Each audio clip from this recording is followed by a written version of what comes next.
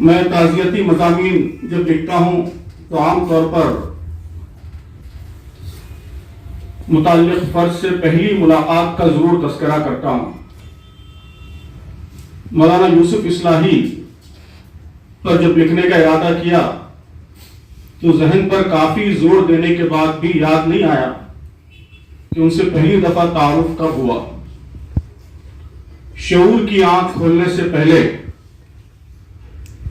سے ان کا نام نامی ذہن پر حاوی تھا، اور میں سمجھتا ہوں کہ یہ ہندوستان کے اکثر مسلم خاندانوں کی صورتحال ہے۔ مولانا کی کتاب آداب زندگی کا کئی لوگوں نے تذکرہ کیا۔ گزشتہ صدی میں جو کردار بہشتی زیور نے ادا کیا تھا، میں سمجھتا ہوں کہ وہی کردار ہمارے زمانے میں آداب زندگی نے ادا کیا ہے۔ ہر مسلم خاندان، پورے ملک میں ہر مسلم خاندان کی کتابوں کی الماری میں لازماً شامل ہوتی ہے۔ مائیں اپنی بچیوں کو شادی کے تحفے کے طور پر یہ کتابیں پیش کرتی ہیں، اور میں سمجھتا ہوں کہ کم از کم 3-4 نسل کی خواتین اور ان کے خاندانوں کو اس کتاب نے متاثر کیا ہے۔ اور اردو ایڈیشن اور کے حوالے سے ہم ہندوستانی معاشرے پر اس کے اثرات سے واقف ہیں۔ جیسا کہ ابھی ڈاکٹر سلمان اسد صاحب نے بتایا، ان گنت زبانوں میں اس کے ترجمے دنیا کے مختلف علاقوں میں ہوئے ہیں، بلکہ ایک صاحب نے کہا کہ تقریباً 40 زبانوں میں تراجم ہوئے ہیں۔ اس کی تحقیق ہونی چاہیے، اور اس سے اندازہ ہوتا ہے کہ صرف ہندوستان میں نہیں بلکہ پوری دنیا میں اس کتاب نے اپنے اثرات مرتب کیے ہیں۔ میں سمجھتا ہوں کہ اس کے علاوہ آپ کی اور 2 کتابیں بھی بڑی غیر معمولی طور پر اثر انداز ہوئی ہیں۔ ایک سچا دین ہے، جس نے کئی نسل کے بچوں کی تربیت میں اور ان کے دینی شعور کو بیدار کرنے میں بڑا کلیدی کردار عطا کیا ہے۔ خود میں نے بھی اپنی دینی تعلیم کا آغاز سچا دین ہی سے کیا ہے، اور میں سمجھتا ہوں کہ کروڑوں بچے ہیں اس ملک میں جنہوں نے سچا دین سے اپنی دینی تعلیم کا آغاز کیا۔ تو بچوں کے لیے سچا دین، خاندان اور خواتین کے لیے آداب زندگی، اور بڑوں کے لیے آسان فقہ، جس نے فقہ کے مشکل مضمون کو، پیچیدہ مضمون کو عام مسلمانوں تک اس کی رسائی کو ممکن بنا دیا۔ پوری امت کے اندر گویا فقہ کے شعور کو پیدا کرنے میں اس کتاب نے بڑا اہم کردار، بڑا اہم رول ادا کیا۔ قرآنی تعلیمات کا بھی ذکر آ گیا۔ اس ملک میں اس وقت دعوت دین کے کام کی بڑی اہمیت ہے۔ برادران وطن سے تعلق، ان تک اسلام کا پیغام پہنچانا۔ مولانا کو یہ مشن بے انتہا عزیز تھا۔ ان کی ہر تقریر میں دعوت دین کی طرف ضرور وہ لوگوں کو متوجہ کرتے تھے۔ تو میں سمجھتا ہوں کہ دعوت کا جذبہ پیدا کرنے میں ان کی ایک چھوٹی سی کتاب داعی اعظم، اس نے بھی بڑا اہم کردار ادا کیا ہے۔ دعوت کے موضوع پر آج کوئی بھی مقرر تقریر کرتا ہے تو داعی اعظم کے مضامین ضرور اس سے استفادہ کرتا ہے، اور اس کی تقریر میں ان مضامین کا اثر ضرور محسوس ہوتا ہے۔ تو بہرحال مصنفین تو بہت سے ہو سکتے ہیں، لیکن مولانا کی تصنیفات نے ایک پورے عہد کو متاثر کیا ہے۔ کروڑوں لوگوں کی زندگیوں پر اثرات مرتب کیے ہیں، ان کے شعور پر اثرات مرتب کیے ہیں۔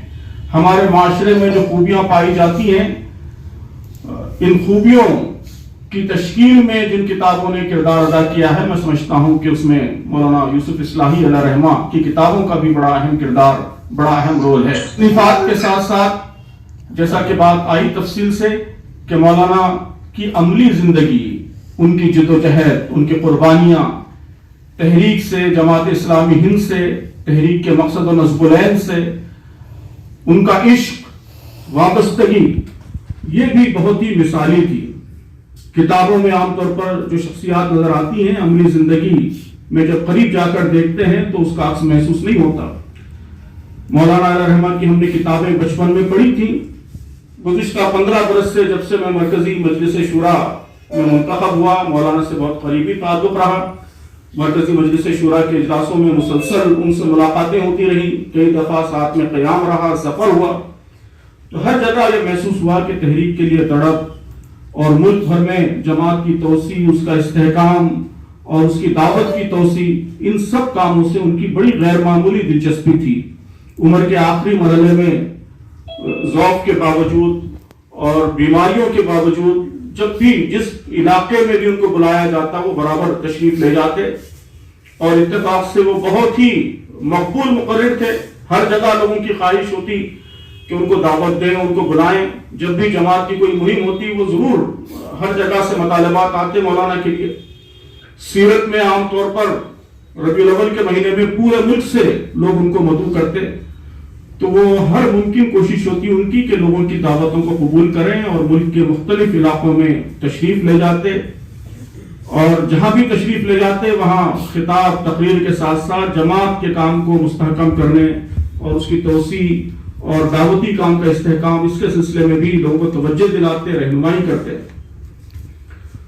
جماعت کے لیے ان کی ایک بڑی خدمت میں سمجھتا ہوں وہ یہ ہے کہ انہوں نے پوری دنیا میں جماعت اسلامی ہند اور جماعت کے کاموں کا تعارف کرایا، کہ وہ جتنا ہمارے ملک میں مقبول تھے اتنے ہی دنیا کے کئی ملکوں میں، کم از کم امریکہ، آسٹریلیا، جاپان اور ان ملکوں میں وہ ہندوستان کی طرح ہی مقبول تھے، اور ہر مسلمان گھر میں ان کی کتابیں موجود ہوتی تھی، لوگ ان سے متعارف رہتے تھے، ہر نسل کے لوگ ان سے قربت محسوس کرتے تھے، اور انہوں نے اپنے اس تعارف کا اور اپنے دوروں کا بہت خوبی سے، بہت خوبصورتی سے جماعت اسلامی ہند کے تعارف کے لیے، جماعت کے کاموں کے تعارف کے لیے استعمال کیا۔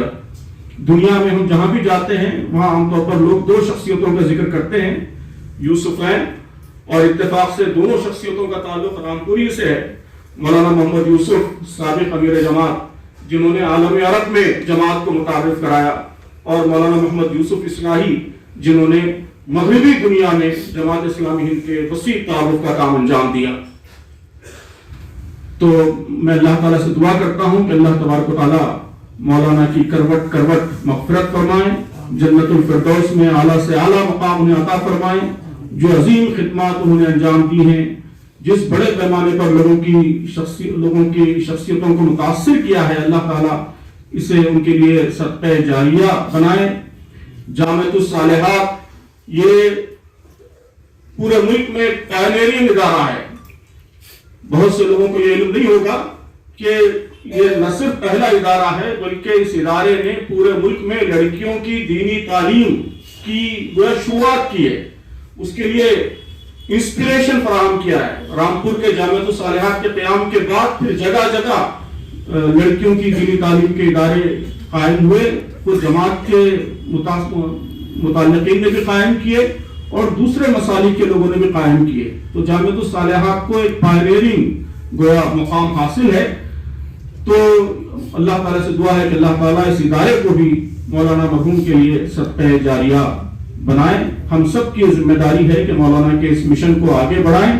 بڑی شخصیتیں رخصت ہوتی ہیں اور ان کے لیے ہم تعزیتی جلسے کرتے ہیں، ان کی یاد تازہ کرتے ہیں، تو اصل مقصد یہ ہوتا ہے کہ ان کے جانے سے جو جگہیں خالی ہوئی ہیں، نئے لوگ، نوجوان عزم کے ساتھ، حوصلے کے ساتھ ان جگہوں کو پر کرنے کے لیے آگے بڑھیں۔ مولانا کی جگہ پر ہونا آسان نہیں ہے، لیکن ہماری کوشش یہ ہونی چاہیے کہ ایسی ہی خدمت کا جذبہ، ایسی ہی قربانی کا جذبہ اور ایسے ہی کنٹریبیوشن کا جذبہ ہم اپنے اندر پیدا کریں، اور جو کچھ ہم سے ممکن ہو سکتا ہو وہ خدمات انجام دیں۔ اللہ تعالیٰ مولانا کے جانے سے جو خلا پیدا ہو گیا ہے اپنی قدرت سے اس کو پر کرنے کا سامان پیدا فرمائے، آمین۔ بہت بہت شکریہ، جزاک اللہ۔